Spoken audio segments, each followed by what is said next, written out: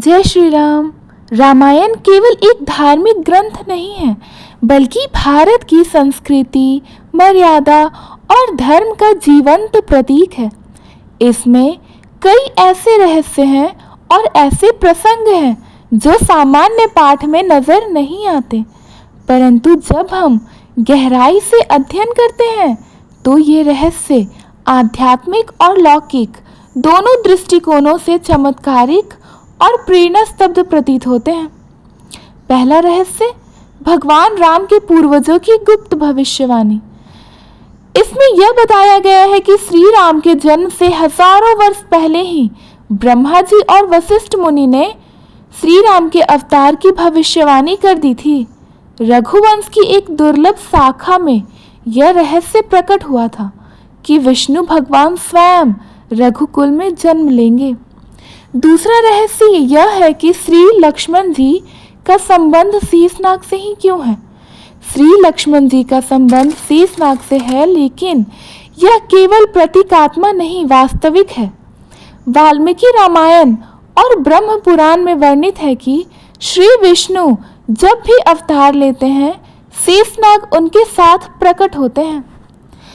तीसरा रहस्य यह है कि सीता जी का असली जन्म स्थान और रावण की माता का कनेक्शन जो है। माता सीता को जनकपुर में जन्मा माना जाता है, लेकिन पद्म पुराण और ब्रह्मांड पुराण में बताया गया है कि वे वास्तव में भूमि से उत्पन्न हुई थी और उनका एक गहरा संबंध स्वयं प्राचीन असुर वंश से था, जो रावण की माता की वंशावली से जुड़ता है।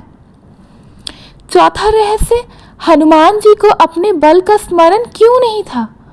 वाल्मीकि रामायण और सुंदरकांड में हनुमान जी की शक्ति को भूल जाने का रहस्य दर्शाया गया है।